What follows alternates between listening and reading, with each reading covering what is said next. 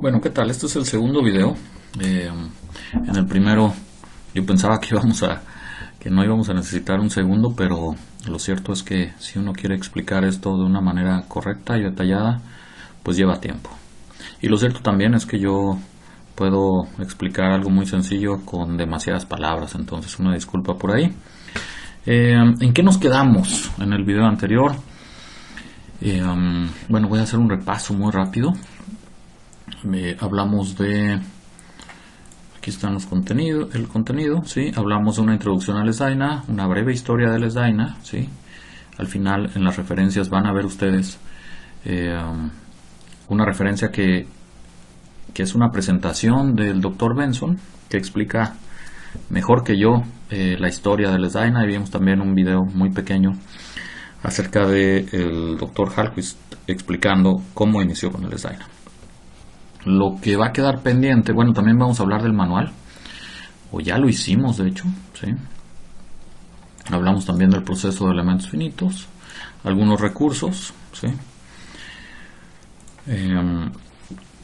Hablamos del manual también, ¿sí? Hicimos un pequeño demo utilizando el SDAINA, corrimos un análisis de la expansión de una bolsa de aire.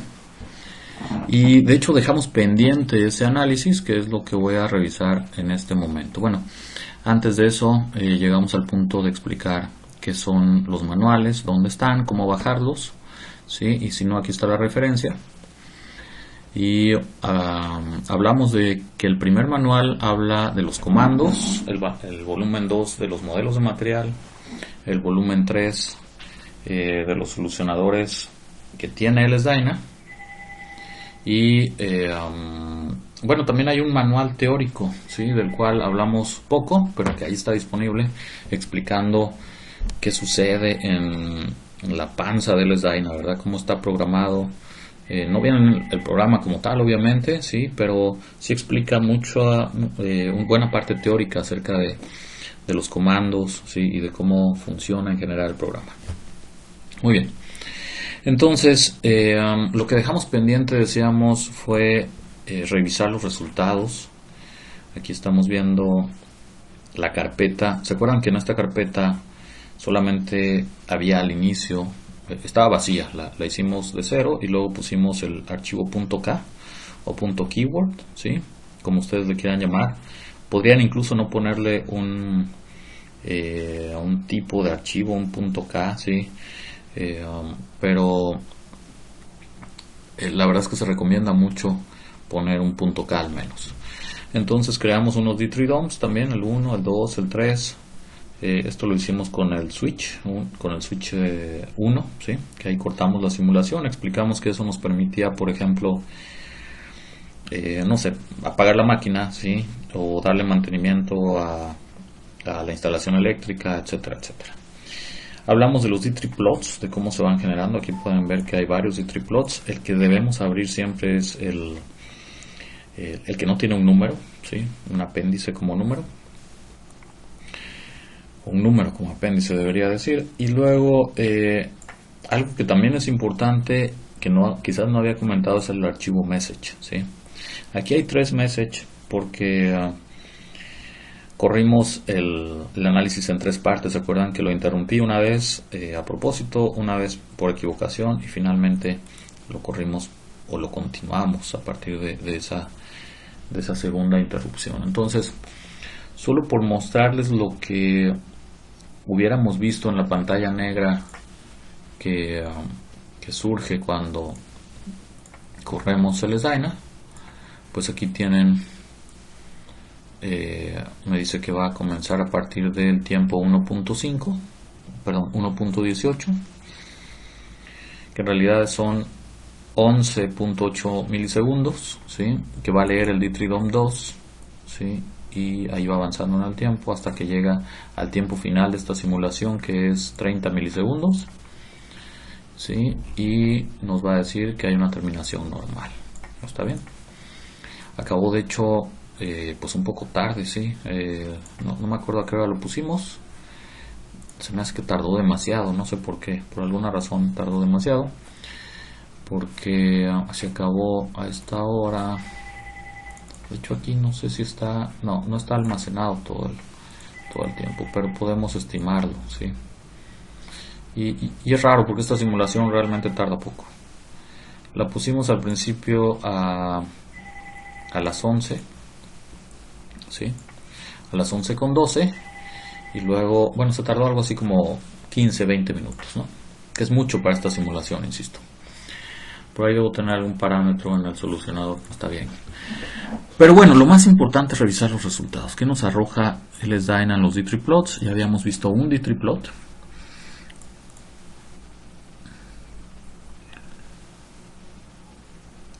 Ahí va.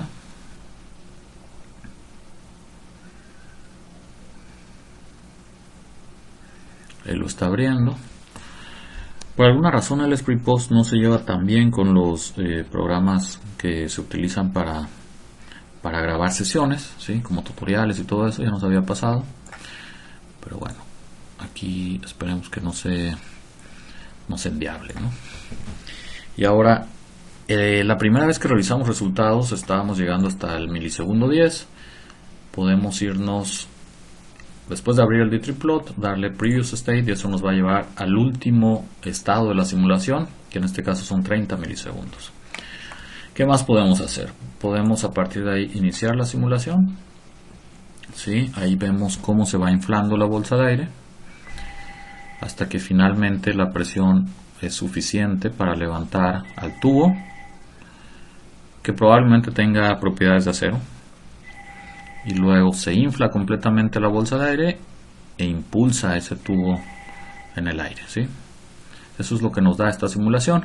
Abajo tenemos una superficie rígida que hace que la bolsa pues vaya hacia arriba, ¿no?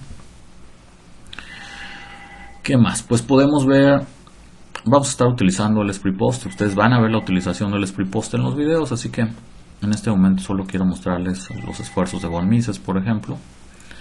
Podemos ver el desplazamiento, en este caso en Y, cómo se va moviendo. Si estos son milímetros, tenemos desde 0 hasta 10 milímetros, 12, 15 milímetros, ¿no? 19, 20 milímetros. Muy bien, eso es lo que quedó pendiente ayer. Entonces aquí voy a cancelar ya esta parte, que era la revisión de resultados.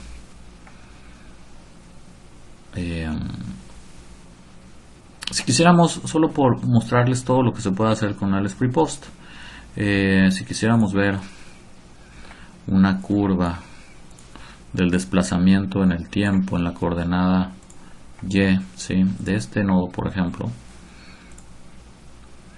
veríamos que comienza, este es desplazamiento, entonces al principio tiene un desplazamiento 0, la bolsa se está inflando, y cuando lleva 5 milisegundos todavía no hay desplazamiento en el tubo, y a partir de ahí va a terminar ese nodo con más de 25 milímetros, ¿sí? Y va subiendo de manera pues lineal, podríamos decir, ¿no?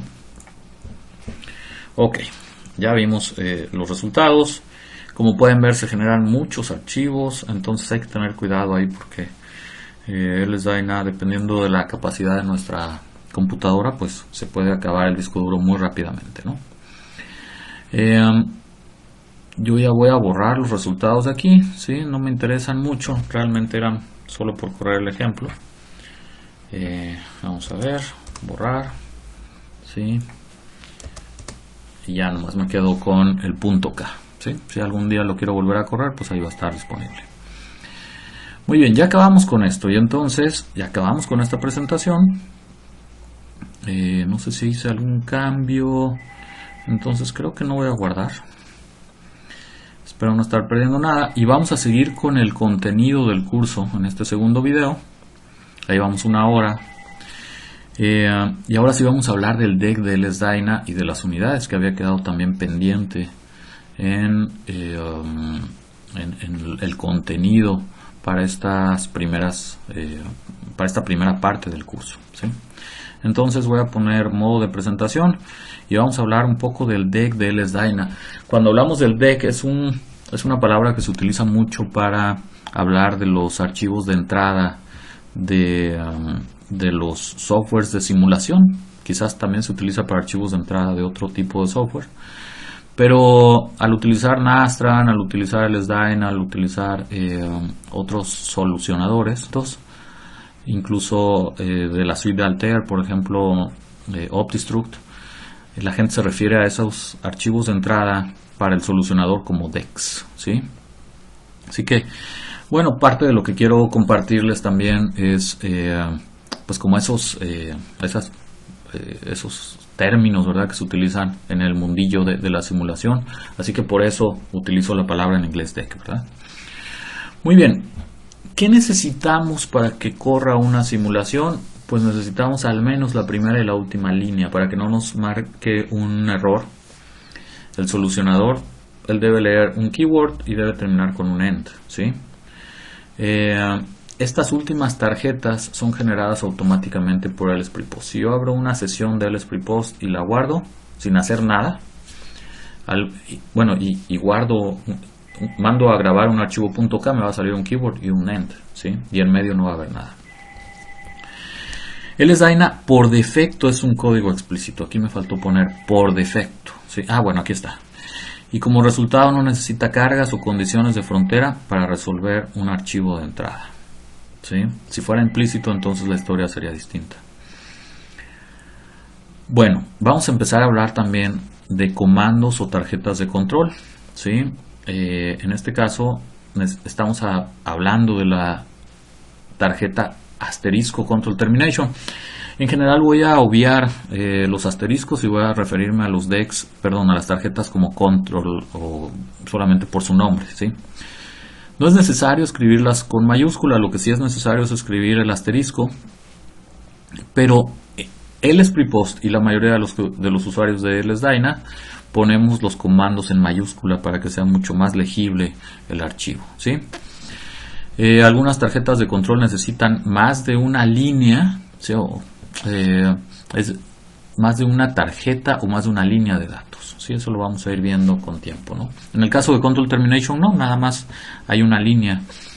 Y luego el preprocesador, LSprePost y también algunos otros como Hypermesh van poniendo comentarios que en el caso de la sintaxis de LSDyna se inician con un signo de pesos, ¿sí?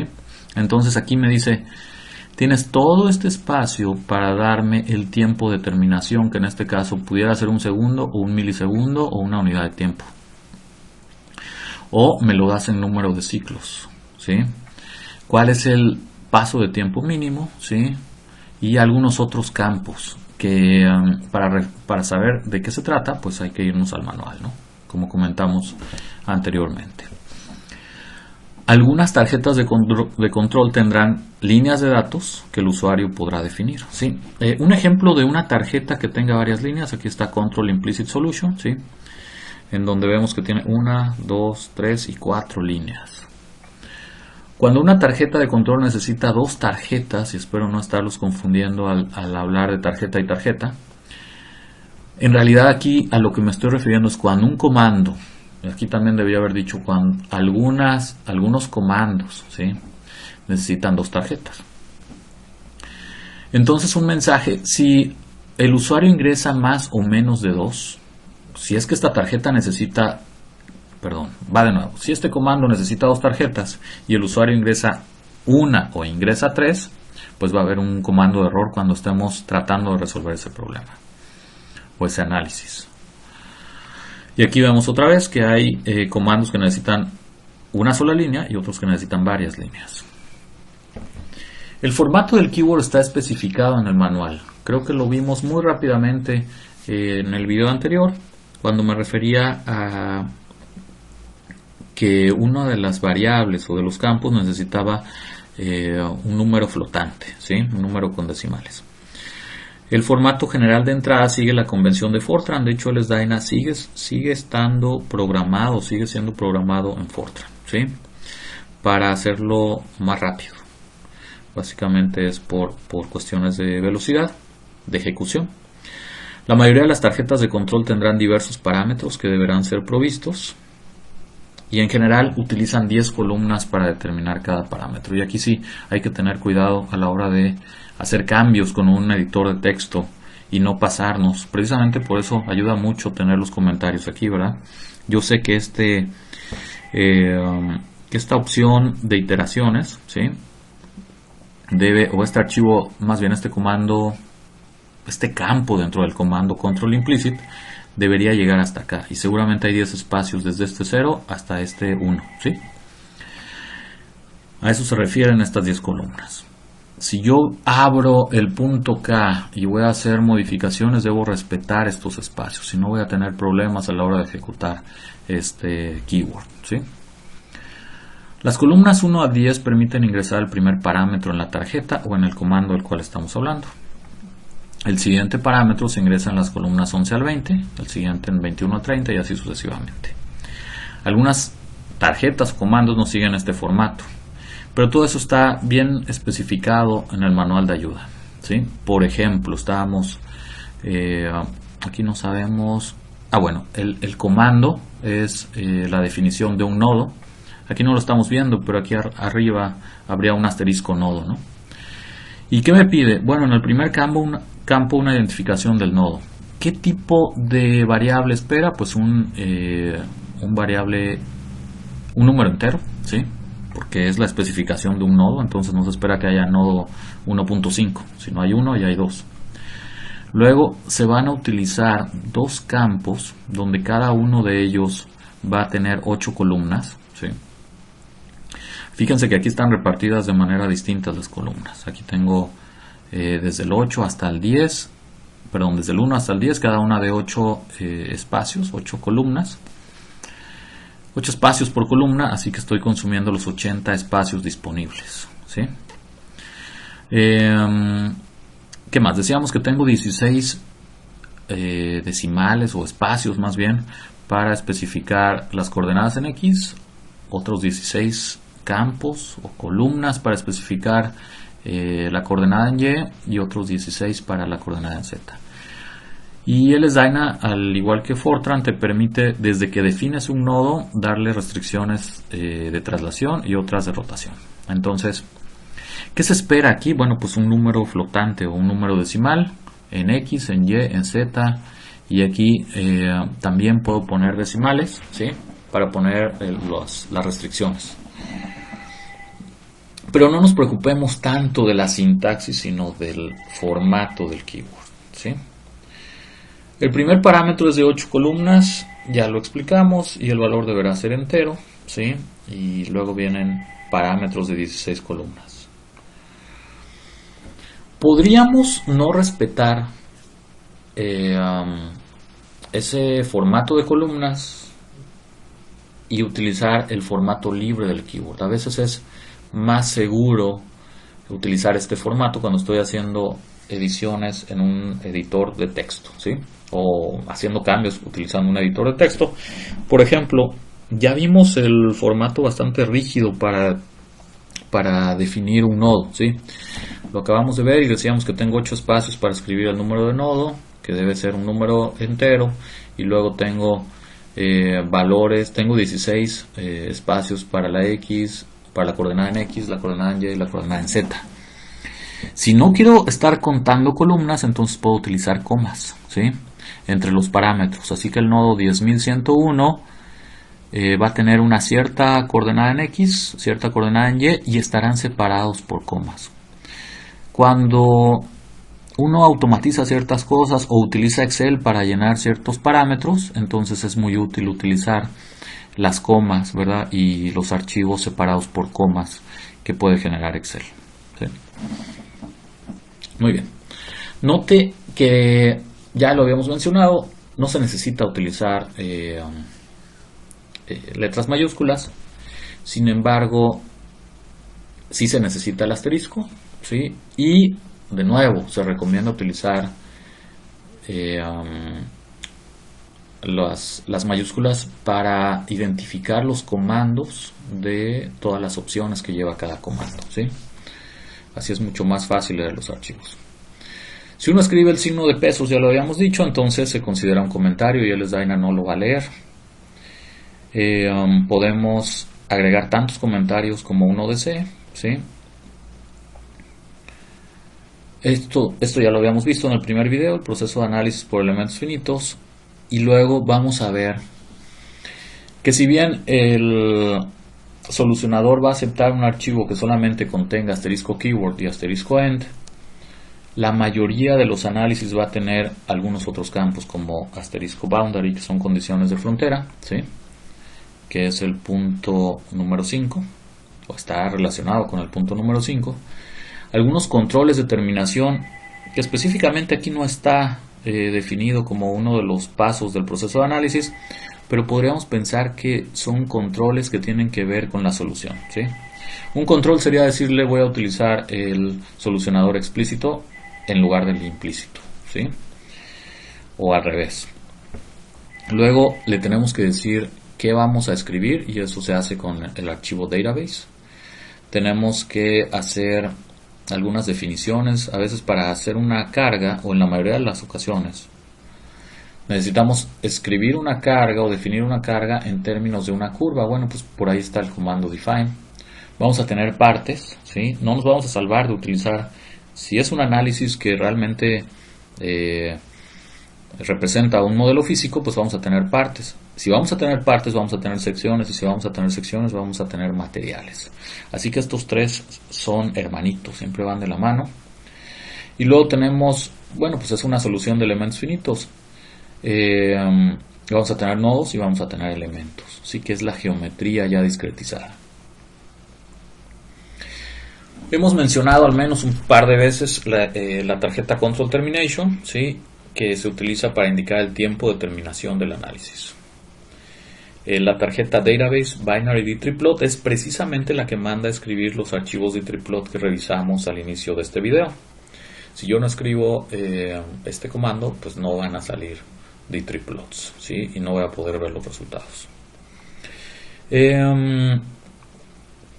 Genera estados de resultados gráficos, son como fotos, ¿no? Que va tomando el programa, así que necesitamos decirle cuántas fotos o cuántos estados queremos generar. Una recomendación es dividir el tiempo entre 100 y escribir eso en el campo inicial del database binary dtrplot. Por ejemplo, si voy a correr 30 milisegundos, entonces pondría aquí un punto 0, bueno, sería punto 3 por 10 a la menos 5, ¿no? Sería más fácil. Podemos utilizar este formato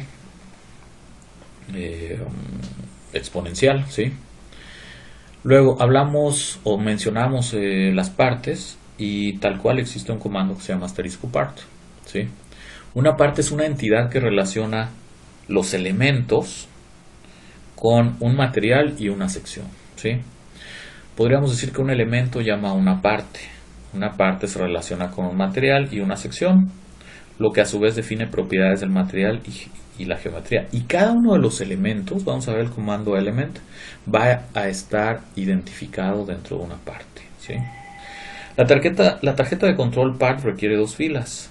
La primera es el título de la parte, y aquí la recomendación es utilizar títulos para identificar las partes. Y la segunda es el número de parte. Luego, ¿cómo están relacionados estos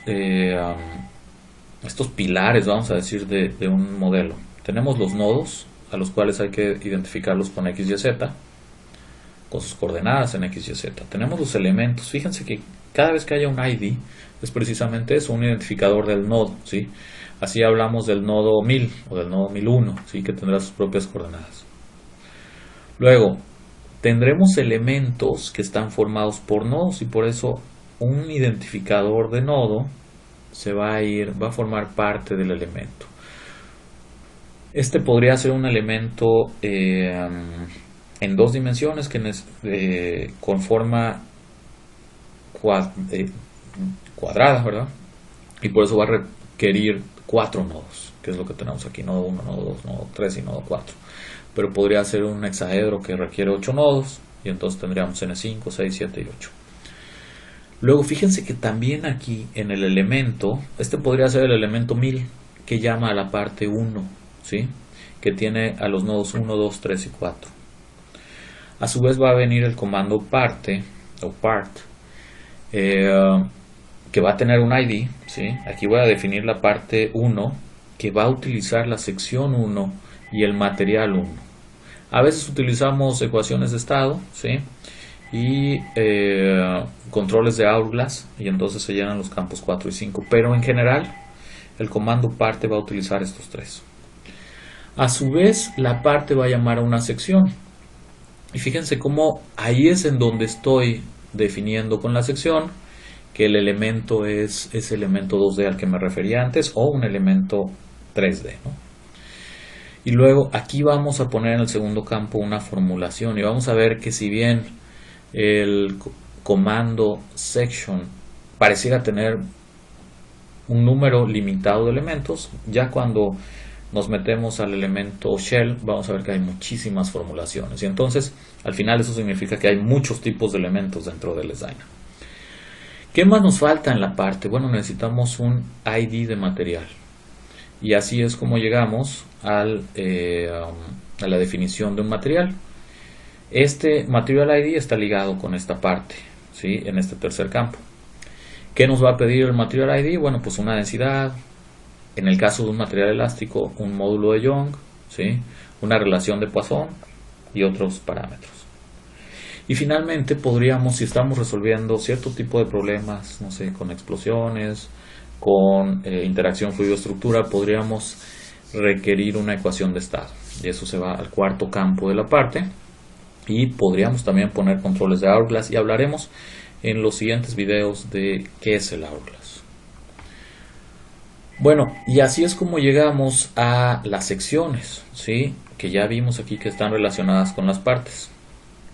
Dependiendo del tipo de elemento existen múltiples opciones de sección disponibles, ¿sí? Si la parte está hecha de un elemento shell, entonces vamos a utilizar un section underscore, ¿sí? O guión bajo shell, ¿sí? Así se definen los elementos shell. Si son elementos sólidos será section guión bajo solid, ¿sí? La tarjeta de control section define la formulación del elemento, su grosor, en el caso de tratarse de un elemento cascarón, y otras propiedades. Fíjense, aquí está definida una sección shell que tiene ID 1, con la formulación por defecto del Sdyna, que es la 2. Y aquí lo que estamos poniendo es el espesor de ese elemento cascarón, que va a ser de 3 unidades, que normalmente serán milímetros, y ya hablaremos de unidades más adelante. Otra característica importante de las partes son los materiales, ¿sí? El Sdyna cuenta con más de 200 materiales, por eso el segundo manual de el Sdyna está enfocado o orientado a los materiales. Estos modelos van desde el material elástico más sencillo hasta materiales con comportamientos muy complicados. Y aquí tenemos los campos de una tarjeta o de un comando de material, ¿sí? Tenemos el material ID, la densidad, el módulo de Young, la relación de Poisson, etcétera, etcétera. Se puede observar que los primeros 4 parámetros son obligatorios, ya que no hay valores por defecto, ¿sí? Fíjense que aquí el mismo manual me dice: no te puedes librar de darme un identificador de material, una densidad, un módulo de Young y una relación de Poisson para el material elástico. Así que aunque no lo alcanzamos a ver, esta es su tarjeta. Aquí está un ejemplo, material elástico, con un título. El título va en la segunda línea, ¿sí? De la tarjeta, y en este caso es un aluminio. Podemos ver que tiene una densidad de 2700. Su ID es 1, ¿sí? Estos 2700 son kilogramos sobre metros cúbicos. Tenemos también un módulo de Young que es 70 gigapascales. Tenemos una relación de Poisson de 0.3. Y bueno, algo que todavía hace falta pues es definir los nodos y los elementos, que es la geometría discretizada, y eso sí está muy relacionado. Bueno, todo esto está relacionado con el proceso de análisis, y por eso este slide está aquí, ¿sí? Estratégicamente necesitamos generar geometría, y eso significa nodos y elementos, o el comando asterisco node y el asterisco element, ¿sí? Necesitamos definir propiedades de material, y ya vimos el asterisco mat, que hay de muchos tipos, mat underscore elastic, por ejemplo. necesitamos definir un tipo de elemento. Y ahí vimos asterisco section _ shell, por decir algo, ¿sí? Pero hay muchos tipos de elementos.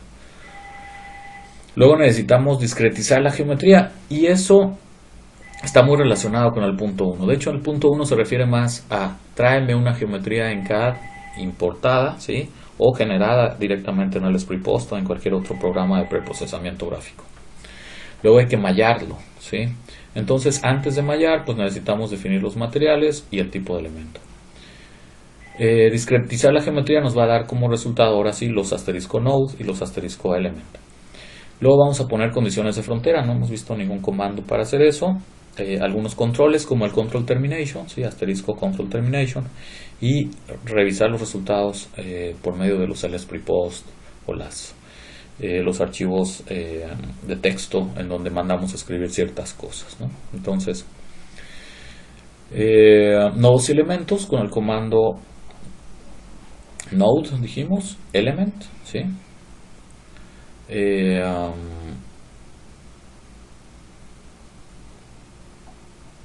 Aquí una recomendación es que las líneas de un punto K van a ser muchísimas. Al principio van a ser muy pocas, ¿sí?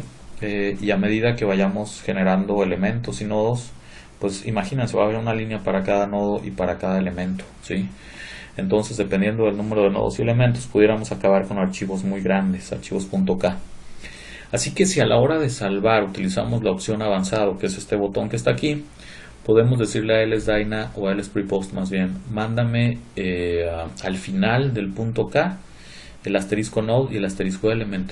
Es muy raro que uno se ponga que uno necesite modificar un elemento o un nodo de manera manual, es decir, entrando al archivo de texto. Así que es mejor que se vayan hasta el final. Total, es poco probable que los utilicemos. Mientras que los controles como el control termination o una presión, el valor de una presión, el valor de una carga, de una fuerza, etcétera, es más común ante la alternativa de meterme a LSpreePost o meterme al archivo de texto para cambiar la presión de 100 a 1000. Yo prefiero meterme al archivo de texto, así que es mejor que esté hasta arriba, y eso lo podemos controlar con esta opción. Muy bien, llegamos al punto de las unidades, ¿sí? Y aquí es bien importante, y no creo exagerar al enfatizar que las unidades son uno de los puntos críticos, tanto como la malla, ¿sí? Tanto como las cargas, tanto como todos los pasos que hemos visto rápidamente. Las unidades son muy importantes. Se han caído naves espaciales, ¿sí? Y no es exageración, porque equipos no se pusieron de acuerdo en Europa y en Estados Unidos en utilizar el mismo sistema de unidades, o a lo mejor fue un satélite, pero sí hay por ahí historias catastróficas relacionadas con el uso incorrecto de las unidades, ¿sí? Para resumir este punto o este tema, hay que decir, LSDyna no tiene un sistema de unidades preferencial y va a utilizar lo que ustedes le metan. Ustedes son los responsables de las unidades, ¿sí? Para tener unidades consistentes hay que asegurar que una unidad de fuerza es igual a una unidad de masa por una unidad de aceleración. Así que lo único que estamos haciendo es estableciendo fuerza es igual a masa por aceleración de una manera consistente, ¿sí? En el sistema internacional esto es más sencillo que en el sistema inglés, pero yo estoy convencido que el sistema inglés cada vez lo vamos a utilizar menos, e incluso en empresas americanas se han dado cuenta de eso, y aunque sus planos todavía están en unidades inglesas, las simulaciones cada vez más se hacen en milímetros, ¿sí? Para evitar este tipo de problemas.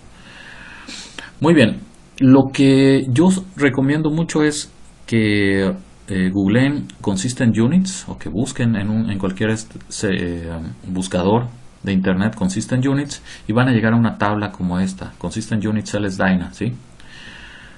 Impriman esa tabla y tenganla ahí muy cerca de su computadora, o bueno, pues siempre tengan internet, que es bastante común, y siempre consulten esta tabla, ¿no?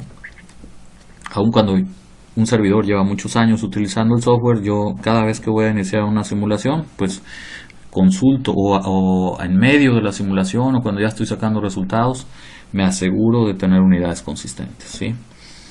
¿Cuáles son las unidades que más se utilizan, sobre todo en el mundo de los análisis dinámicos, transitorios, que son para los que LS-DYNA encuentra una mayor aplicación? Bueno, meterle un modelo en unidades milimétricas, ¿sí? Utilizar como unidad de tiempo los milisegundos y utilizar la masa en kilogramos, ¿sí? O especificar la masa en kilogramos. Esto nos va a dar unidades de fuerza de kilonewtons. El esfuerzo lo vamos a manejar en gigapascales y la energía va a ser definida en unidades de kilonewtons por milímetro, ¿sí? Otras unidades muy utilizadas son gramos, milímetros, segundos, ¿sí? Vamos a tener 1 por 10 a la 6 newtons, o podríamos decir meganewtons, y vamos a tener pascales. Y algo interesante de esta tabla nos da los valores característicos del acero en este sistema de unidades o en cualquiera de ellos, ¿sí? Otro sistema de unidades muy utilizado es gramos, milímetros, milisegundos, y en ese caso, en lugar de tener kilonewtons en la fuerza, vamos a tener newtons. En lugar de tener gigapascales en el esfuerzo, vamos a tener megapascales, y la energía va a salir en newtons por milímetro, ¿sí? Y aquí viene también el ejemplo del acero en este sistema de unidades. Pues así de sencillo, en 2 slides hablamos de unidades, pero de verdad que es importante enfatizar que las unidades son responsabilidad del usuario. Y esto es la norma en la mayoría de los solucionadores, aunque hay programas que tienen interfaces gráficas bastante amigables con el usuario y que le permiten a uno combinar sistemas de unidades y al final internamente va a hacerlas consistentes, ¿sí? Pero en el caso de Dyna no tenemos esa posibilidad, así que eso nos debe hacer pensar qué tipo de unidades vamos a utilizar, ¿sí?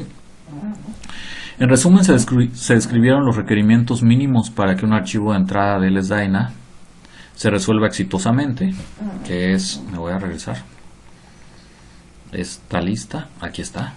La mayoría, no es que todos sean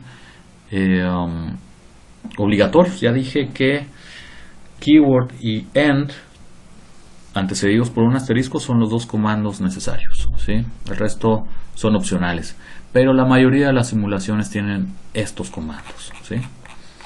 ¿Qué más? No se han aplicado condiciones de frontera, esto se va a ver más adelante, condiciones iniciales ni cargas, ¿sí?